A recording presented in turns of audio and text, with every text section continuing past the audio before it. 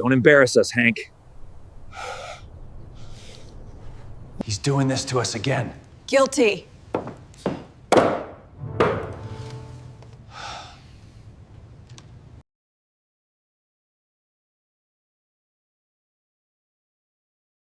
My wife's casket was still being lowered, and my son-in-law held up a cruise ticket. He leaned in, smiled, and said, "Don't embarrass us, Hank." I hadn't cried once, not when she passed, not when I wrote the eulogy.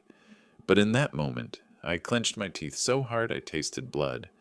Before we continue, if this made your stomach turn like mine did, subscribe, hit like, so more folks see this kind of justice. I'm Hank, 61, Columbus, Ohio. We laid her to rest near the old stone bridge by the Scioto River. That's where I proposed back in '86, under a sky turning soft with spring.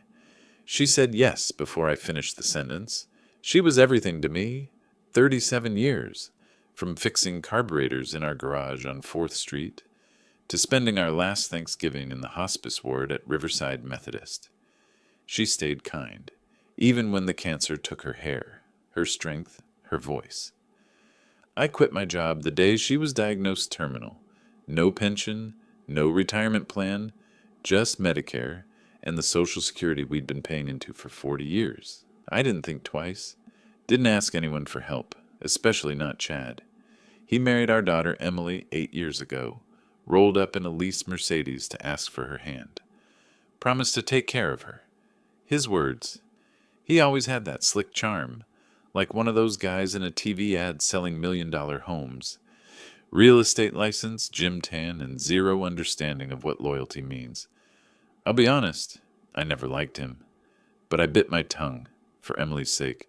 When my wife passed, I expected grief, silence, maybe a few awkward embraces. What I didn't expect was the cruise ticket. He walked up to me, wife's name still echoing from the pastor's final prayer, and flashed this glossy pamphlet. It was pink and gold. Caribbean Dreamliner, 10 nights of luxury. A cruise he booked the week before my wife died. He leaned close and whispered, "Don't embarrass us. Just smile. People are watching." That moment cracked something open in me. Not rage, not yet.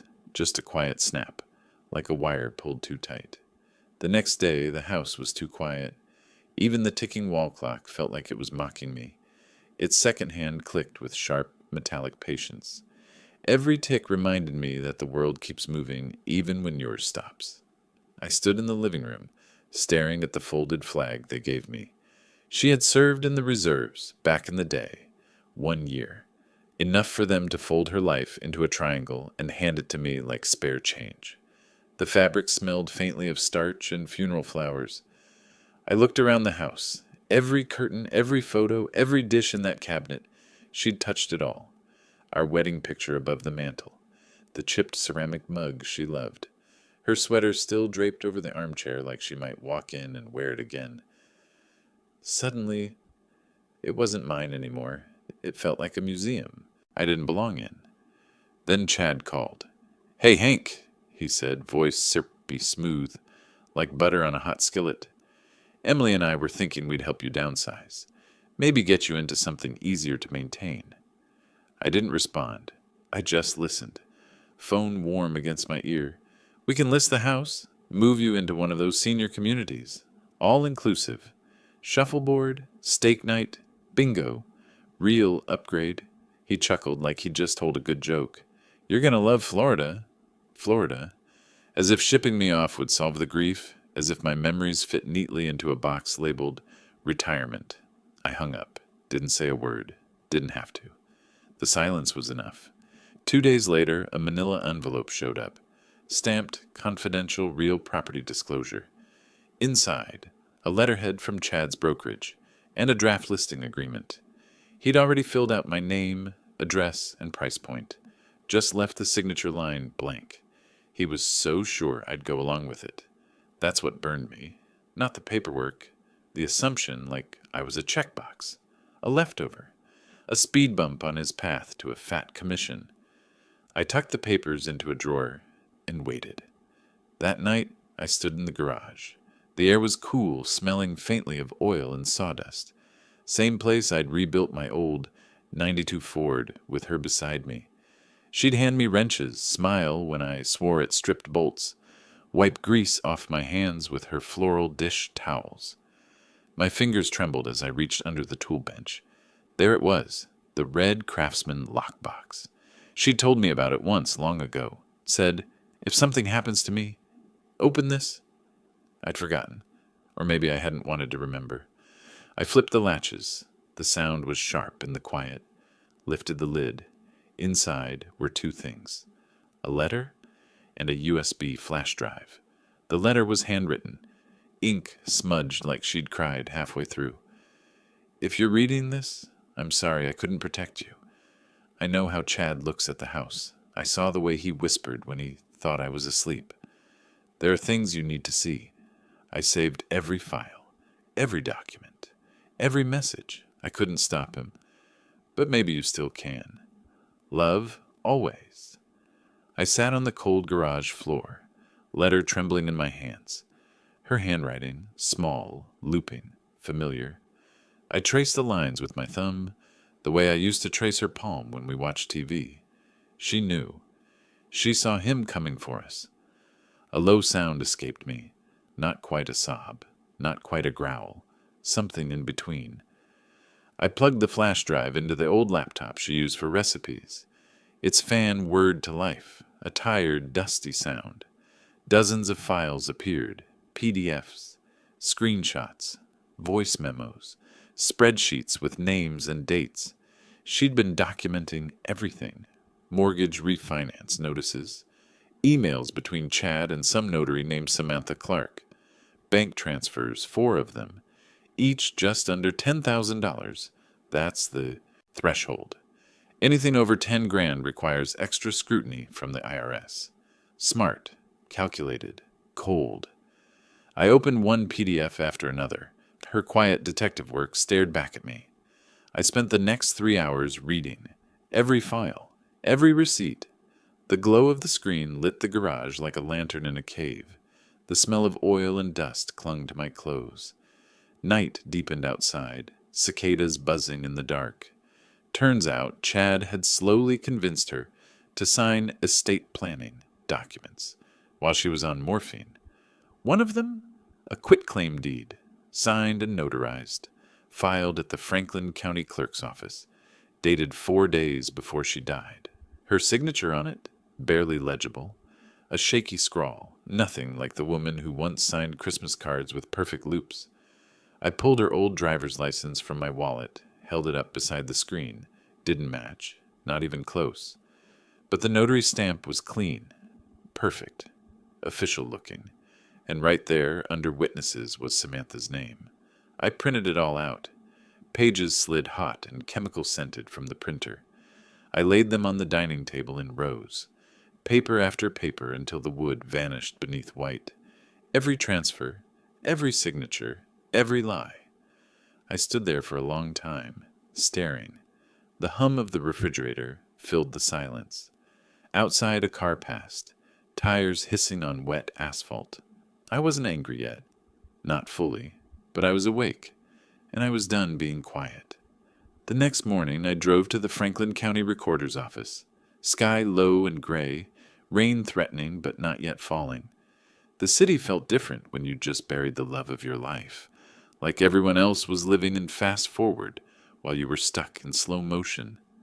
The building itself sat wedged between an insurance office and a shuttered diner. Old brick and green copper trim, dulled by decades of Ohio weather. The stone steps creaked faintly under my boots. A brass handle cold in my palm. Inside smelled like dust and ink, and the faint tang of coffee burned on a hot plate. Fluorescent lights hummed overhead, buzzing like lazy bees. A row of counters ran along one wall, clerks in muted sweaters typing at ancient computer monitors.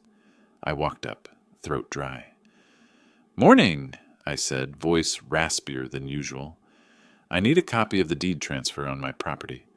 The clerk, a woman maybe mid-40s, hair in a practical bun, didn't flinch, didn't ask questions, just slid her glasses up, typed my name into a glowing green terminal, and waited. The clack of her keys sounded unnaturally loud in the hush. Printer word. Paper fed out with a sigh. She stapled it neatly, looked at me with professional detachment, and slid it across the counter. "There you go, sir." I took it, hands shaking more than I wanted them to. There it was. Chad's name, filed legally as a co-owner, right next to mine.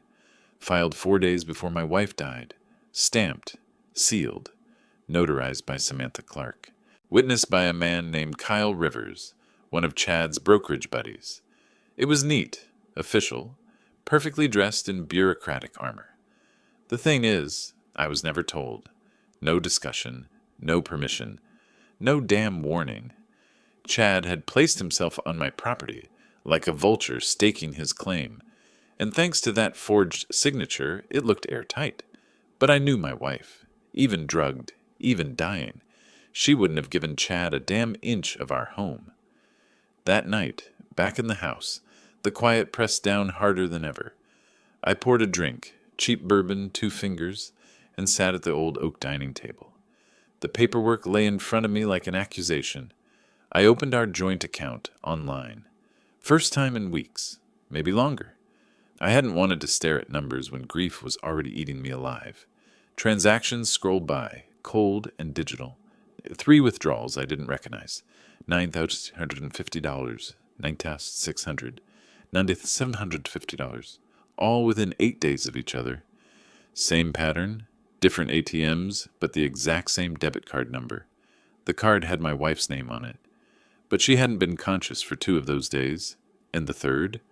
That was the night I sat with her until 3 in the morning in the hospice room, holding her thin hand, listening to the oxygen hiss like a broken clock. She couldn't move. She couldn't speak. But the money still vanished. I stared at the screen until my vision blurred. The bourbon sat untouched. My hands were fists on the table. Next morning I drove to the First Buckeye Bank branch in Gahanna. The building was glass and steel, new and clinical.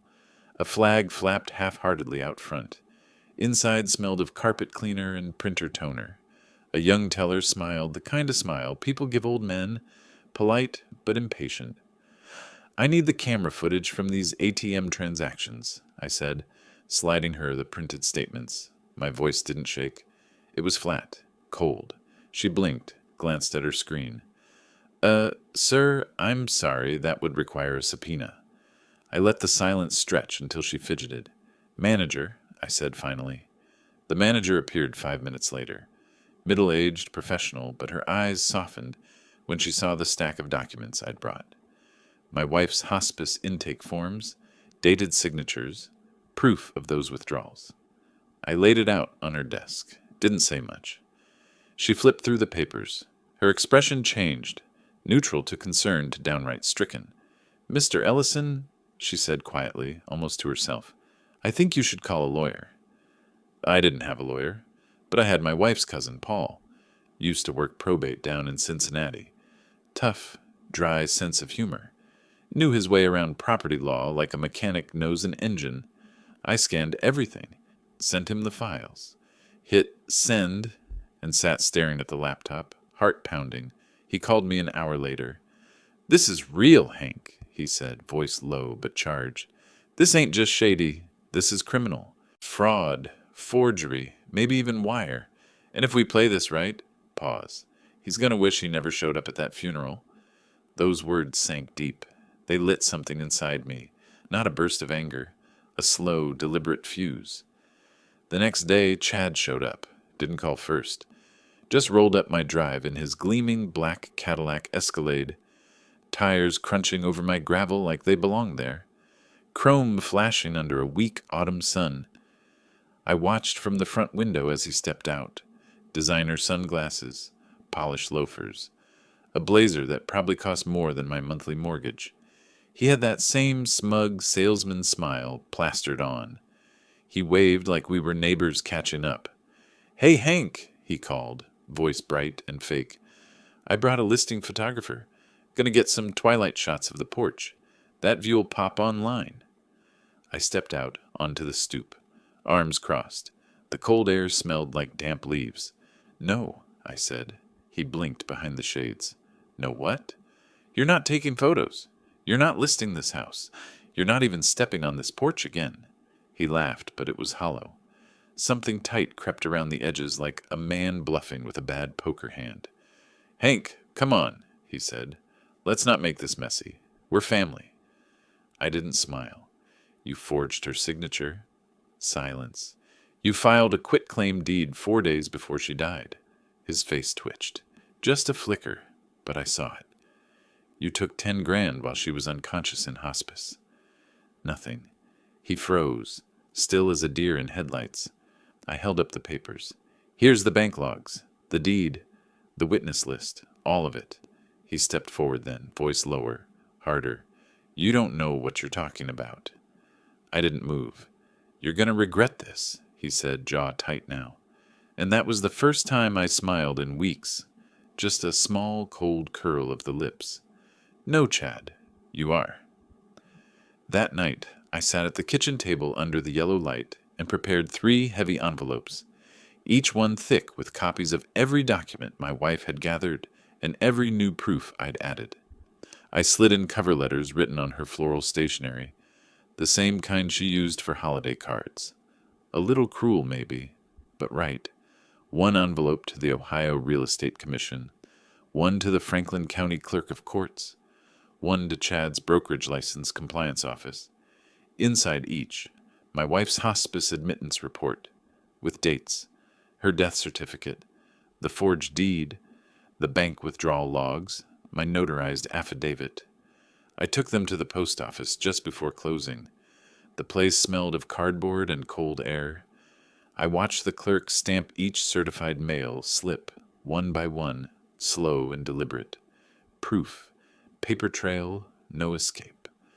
Walking out into the night, I felt the first faint flicker of peace. Not joy, not yet, but movement. Pressure was mounting, but it wasn't done yet. Paul had already filed for a temporary restraining order on the property title.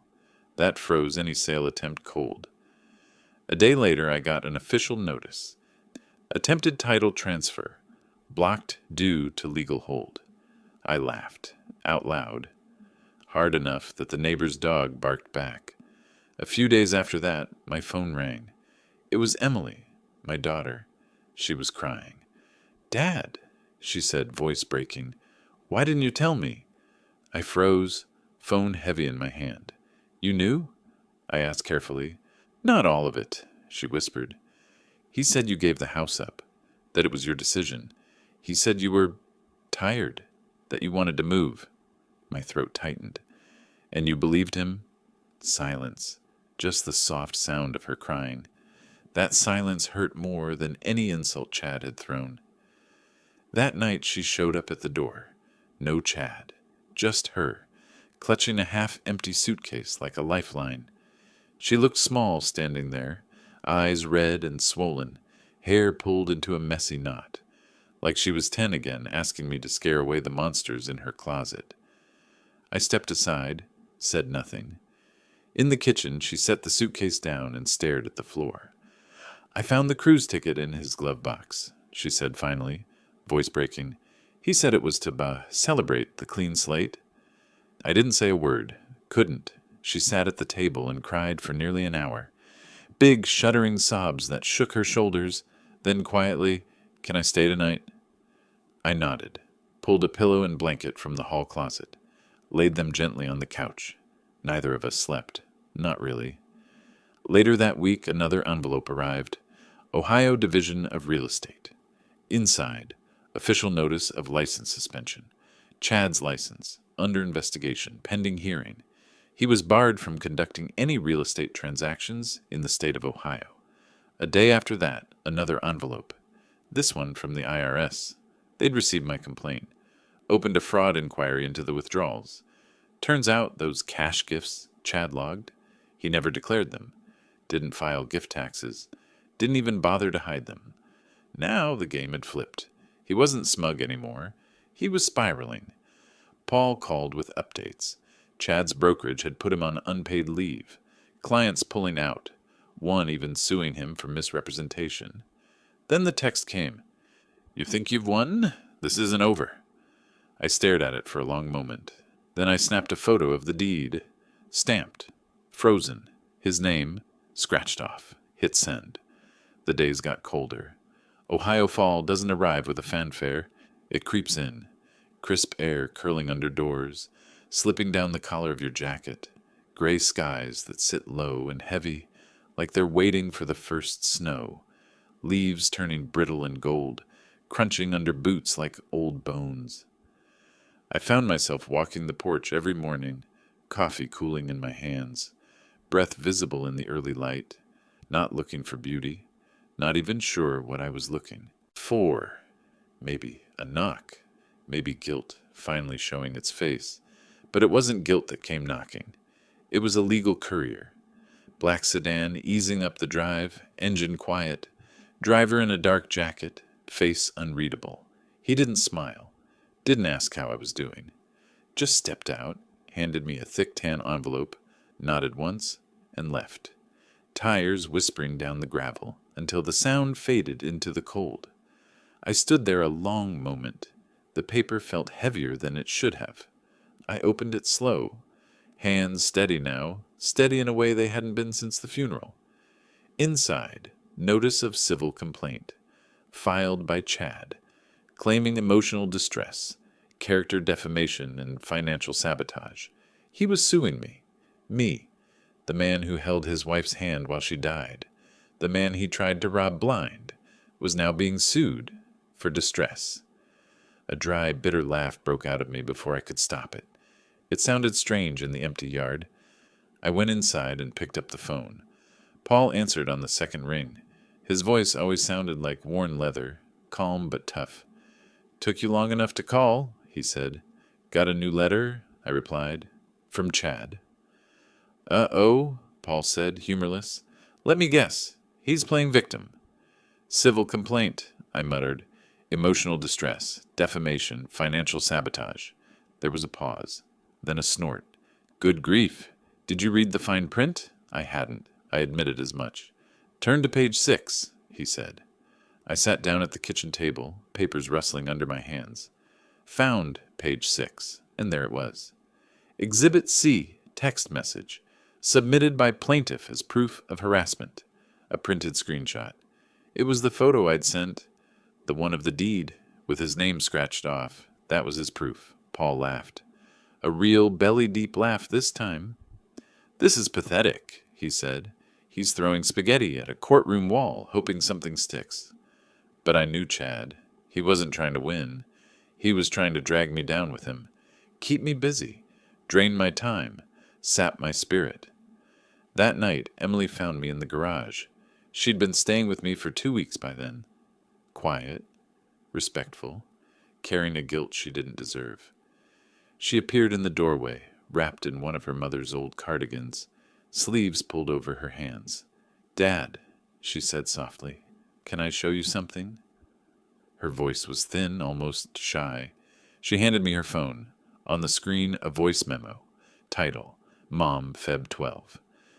I pressed play.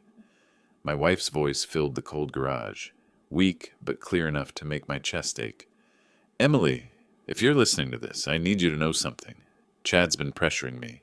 He says it's for your future, but it doesn't feel right. He brought papers I didn't understand. He keeps saying it's normal, but nothing about this feels normal. If anything happens, tell your father. He'll know what to do." The recording ended with a faint rustle, maybe a breath she couldn't catch. Emily covered her mouth with trembling hands, eyes wet and wide. "I didn't know," she whispered. "I didn't know it was this bad." I couldn't speak. My throat was too tight. I just nodded and turned back to the table, to the piles of papers and files. There was work to do. The next morning I filed a counterclaim. With Paul's help, we gathered everything, every shred of proof, every timeline, receipt, message, and signature. The hospice intake form showing she was unconscious when money moved, the bank withdrawals, the forged deed and its sloppy notary details, and now this voice memo, my wife's own words from beyond the grave. Paul bound it all into a single brutal package. We submitted it to the county clerk, stamped, official. Then we sent copies to his brokerage's ethics board and to the press, not TMZ, not tabloids, the Columbus Ledger, small, local, respected. I sat across from a young reporter at a diner booth while rain slid down the windows, told her the story plain, no theatrics, just facts, dates, documents, the betrayal. She listened, eyes wide, fingers flying over her laptop keys. A week later, the Sunday paper carried the headline, "Cruise and Control. Local realtor sued father-in-law after alleged elder fraud scheme." It landed like a hammer. Neighbors read it, friends read it, clients read it. The same morning, the paper dropped. Chad's real estate license was officially revoked. But that wasn't the real twist. 1 week later, my phone buzzed with a voicemail notification. From an unknown number, I listened. A woman's voice, shaky, nervous. "Mr. Ellison, my name is Samantha Clark. I don't want to be part of this anymore. Chad paid me under the table. Said your wife was coherent. But she wasn't. I knew she wasn't. He said it was just formality paperwork. I'm sorry. I'll sign whatever affidavit you need." I sat there stunned. Samantha, the notary, the stamp that had made everything look real. She was flipping. That changed everything.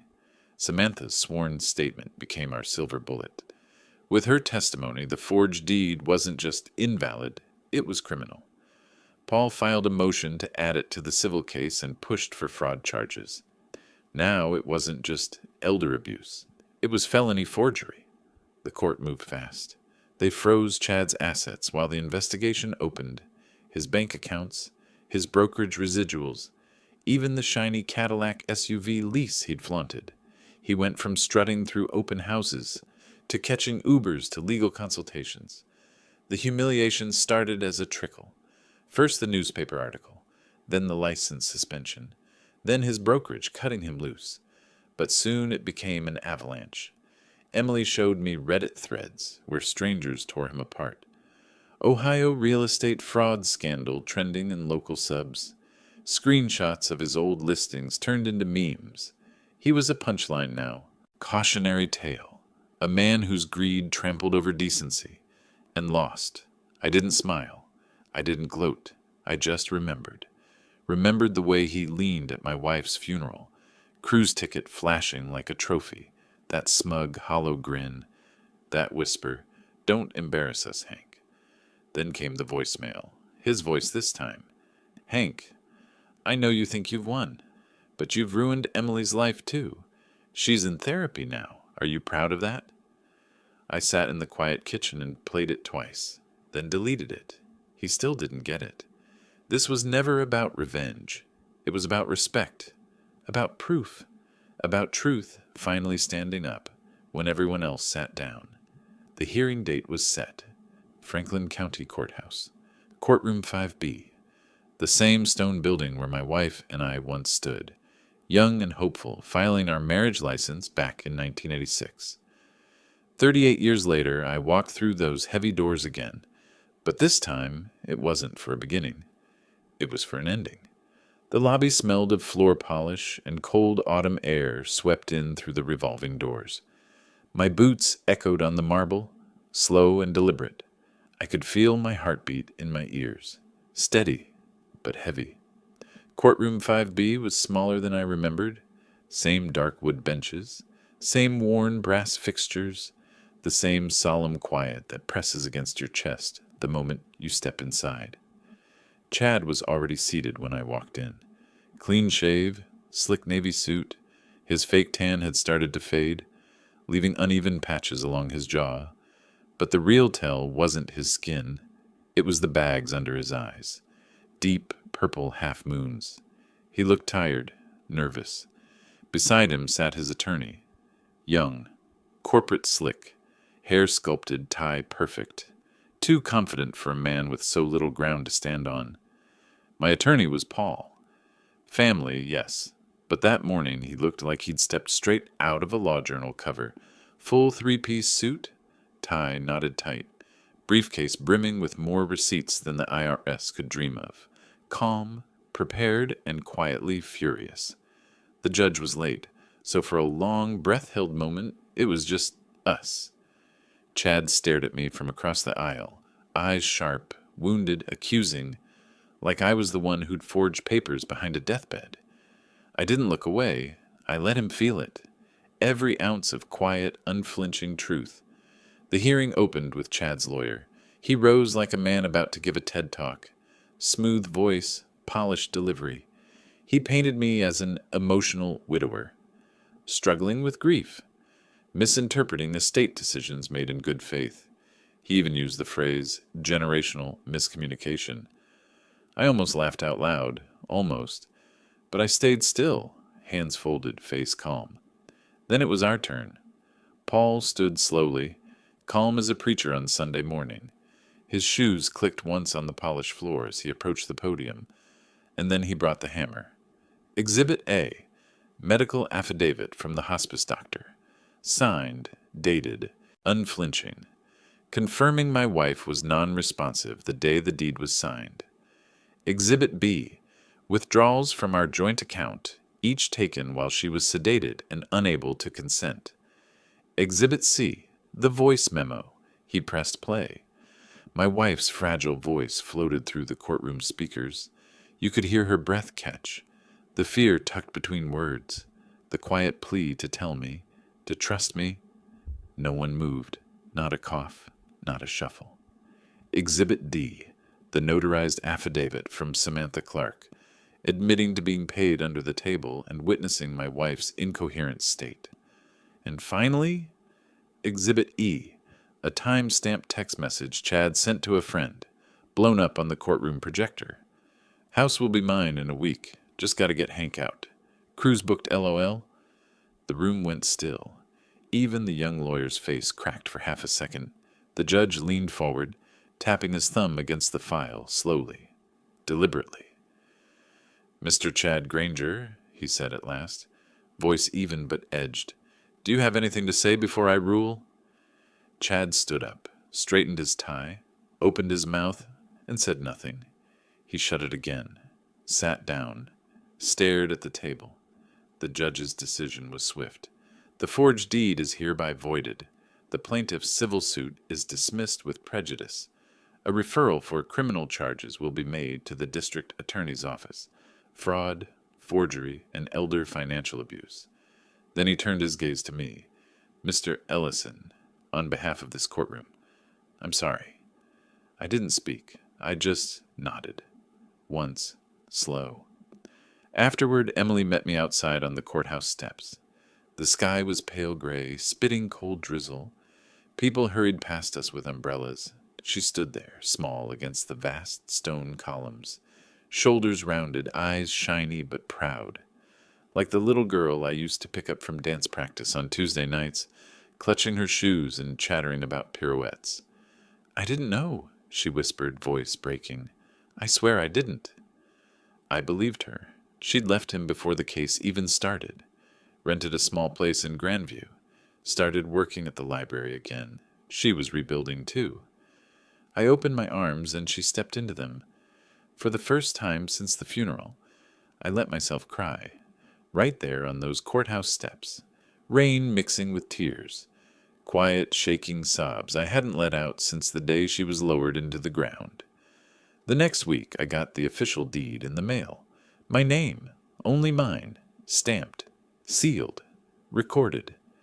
I ran my thumb over the raised seal, felt the dry weight of legal ink. The house was mine again, legally, clean, no fraud, no shadow signatures, no blood money hidden behind legal jargon, just mine. 2 weeks later, Chad's name hit the news again. Franklin County man, arrested in forgery investigation linked to elder abuse. His mugshot stared back at me from my laptop screen. Orange jumpsuit. Same fake tan, though fading now. But the eyes were hollow. I didn't smile. But I did print the article, fold it, and tuck it inside my wife's old recipe box, right next to the flash drive she'd left me. That box saved me. She saved me. Even in death, she protected our home. 3 days after the arrest, my phone rang. It was Samantha again. Her voice sounded steadier this time, but still heavy with regret. "Mr. Ellison, I want to testify if the criminal case moves forward. I can't sleep knowing what I helped him do. I need to make it right." I closed my eyes for a long moment. "I think you already have," I said softly, and I meant it. Later that evening, I sat on the porch. Same old rocking chair, wood creaking beneath my boots. The boards smelled faintly of rain and fallen leaves. The sun sank behind the tall maple in the yard, light sliding gold across the driveway. The same driveway where Chad once parked, like he owned the place. Now it was empty, clean, quiet. The air hummed with cicadas and the distant sound of a train somewhere across town. I reached into my flannel pocket, pulled out my wife's old Polaroid, the one of us at the Scioto River, the day I proposed. She's laughing in it, head tossed back, eyes closed, wind whipping her hair. I held it up against the horizon, framing the picture over the fading sun. Perfect alignment. For the first time in months, the knot in my chest loosened. That night, I slept better than I had since the cancer diagnosis. No noise, no lawyers, no lies. Just peace. The kind you earn. The kind that comes when the world finally hears you. It's been 6 months now. The seasons have turned slow, the way they always do in Ohio. Quiet but relentless. The leaves are long gone. Bare branches claw at a pale winter sky. Snow has started to gather on the porch rails, soft and hesitant at first, then deeper each night. The kind of snow she used to sweep off before I even woke up. She hated when it froze to the wood, said it warped the boards. Sometimes I still catch myself reaching for the extra gloves she'd always leave by the door. Old habits die hard, and I still hear her, not in some ghostly way, just in memory that sneaks past your defenses. Her laugh drifting down the hallway, the sigh she'd let out when the kettle finally whistled, the quiet shuffle of her slippers against the kitchen tile while she hummed something soft. Grief doesn't leave, it settles. It folds itself into the corners of a house and waits. A picture frame, a favorite mug, a recipe card in her handwriting. But so does peace. It doesn't come fast. It doesn't knock on the door and announce itself. It grows slowly. It fills cracks you didn't know were there. One tiny breath at a time. Chad took a plea deal last month. 3 felony counts. 1 for elder fraud, 1 for forgery, and 1 for attempted financial exploitation. 18 months probation, 2 years without a real estate license. Mandatory ethics. Coarse, ironic, almost laughable. And a full repayment agreement, signed under court order. Every cent he took, coming back. He moved out of state. Florida, someone said. It figured. No charges touched Emily. She'd left long before the deal was made. Packed up, found a little rental near Grandview, took a library job to stay afloat. We don't talk about Chad anymore. We don't really talk about forgiveness either. Some things don't need words. Some bridges don't need to be rebuilt.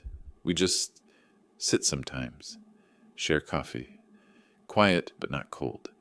The house is mine again, but it's not the same.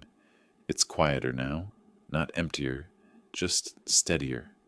Like the storm passed and the air finally stopped humming.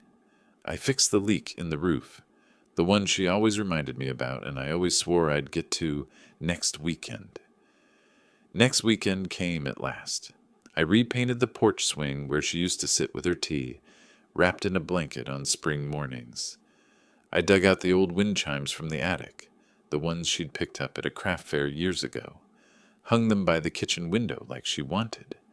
They ring soft in the morning when the furnace kicks on and a draft sneaks through the frame, like a whisper you almost catch. I've started driving again, not just errands, not just the grocery store.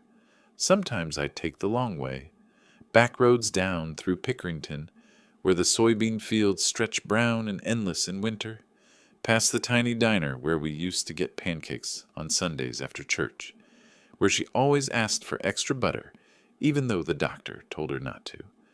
Sometimes I turn toward the Scioto River Bridge. The place where I first kissed her. The place where I asked her to marry me. The place where we laid her to rest. Last week, I parked the truck and just sat there for a while. Watched a young couple stroll past, their coats bundled, hands intertwined. They were laughing about something small, some private joke that meant nothing to the world, but everything to them. I didn't envy them. I didn't ache. I just watched. Grateful I had that once. Grateful I got to love someone that much, for that long. Grateful I still have the house we built, the land we kept, the truth that held. A few days ago, I got one last letter. From Chad. No return address. Just a torn, weathered envelope shoved into my mailbox. Inside, a single sheet of paper. One line. I lost everything. You win. I read it once. No anger, no triumph. Just a long, quiet breath. Then I folded it neatly, walked out back to the fire pit, and set it alight. The paper curled black at the edges, flame licking the ink until it vanished into smoke. Because this was never about winning. It was about not letting someone like him rewrite the story. About standing up when no one else would. About proving that proof beats polish. Every damn time. To anyone out there. If you've ever been betrayed by someone you trusted. If you've ever been made to feel like your silence meant surrender. Let this be your sign. Truth waits, but it never dies. Speak it. Live it. And if you have to, burn the whole lie down, one receipt at a time. I slide into the truck. Engine hums low. Wheels crunch over gravel as I pull onto the road. Dashboard glows warm against the dusk. The world outside is winter dark and cold, but it's mine, and I'll drive it steady. If this story struck a chord, hit like, subscribe, and tell me what you think in the comments.